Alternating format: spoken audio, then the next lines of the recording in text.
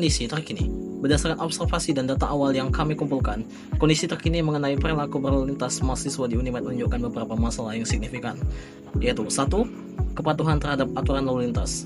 Banyak mahasiswa yang tidak mematuhi aturan dasar seperti penggunaan helm saat mengendarai sepeda motor, serta pelanggaran parkir sembarangan di area kampus. Pelanggaran ini seringkali disebabkan oleh kurangnya kesadaran akan pentingnya kepatuhan terhadap aturan lalu lintas. Kemudian, yang kedua, keselamatan berkendara.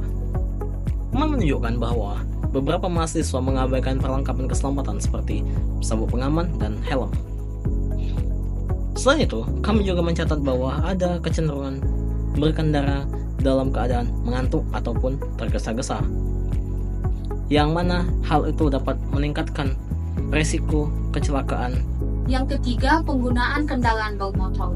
Beberapa mahasiswa telah melakukan modifikasi kendaraan yang dapat mengubah fungsi keselamatan, seperti contohnya mengubah sistem pengereman dan juga lampu pada kendaraan.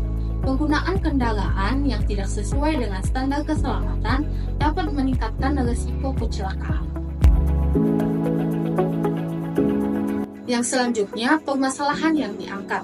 Permasalahan utama yang teridentifikasi dari observasi dan literatur yaitu mencakup yang pertama, kurangnya kesadaran dan pengetahuan. Banyak mahasiswa yang tidak sepenuhnya memahami pentingnya peraturan lalu lintas dan juga keselamatan berkendara. Kurangnya informasi dan pemahaman ini berkontribusi pada pelanggaran aturan dan perilaku beresiko lainnya di jalan. Yang kedua ini ada faktor lingkungan kampus. Lingkungan kampus yang padat sering mempengaruhi perilaku lalu lintas mahasiswa. Misalnya nih ya, dalam parkir sembarangan dan penggunaan kendaraan secara sembarangan di area kampus sering terjadi. Apa akibatnya? Akibatnya itu keterbatasan fasilitas parkir yang memadai. Dan yang ketiga ada kurangnya edukasi dan sosialisasi. Program edukasi mengenai lalu lintas yang ada saat ini kurang efektif dalam menjangkau seluruh mahasiswa. Nah, sosialisasi yang kurang memadai tentang pentingnya kepatuhan lalu lintas dapat membuat banyak mahasiswa tidak menyadari apa dampak dari tindakan mereka. Kira-kira dari permasalahan tersebut, apa ya solusi yang bisa diterapkan? Salah satu solusi yang dapat diterapkan untuk meningkatkan disiplin mahasiswa dalam berlalu lintas adalah dengan mengembangkan program edukasi dan gerakan kesadaran. Program ini dapat mencakup kegiatan seperti seminar, workshop, serta sosialisasi yang dilakukan secara rutin di kampus. Selain itu, gerakan kesadaran ini bisa melibatkan mahasiswa secara aktif, misalnya melalui kompetisi atau kegiatan interaktif yang bertujuan untuk mengedukasi mahasiswa tentang pentingnya keselamatan berkendara.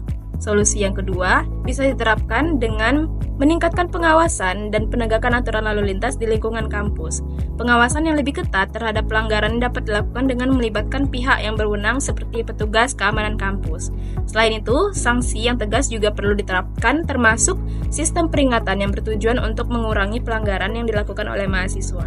Ketiga, ada peningkatan fasilitas dan infrastruktur, yaitu meningkatkan fasilitas parkir di kampus dengan menyediakan area parkir yang menandai dan aman untuk kendaraan mahasiswa. Kemudian menyediakan informasi yang jelas mengenai aturan lalu lintas dan fasilitas yang ada di kampus untuk memudahkan mahasiswa dalam mengikuti aturan. Yang keempat ada kolaborasi dengan pihak terkait. Bekerja sama dengan pihak kepolisian dan instansi terkait untuk mengadakan program edukasi dan pemeriksaan berkala terhadap kendaraan mahasiswa.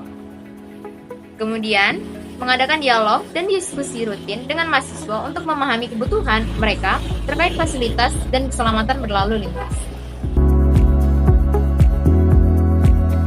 Baik, yang terakhir itu ada kesimpulan dalam rangka meningkatkan kedisiplinan lalu lintas di kalangan mahasiswa Unimed.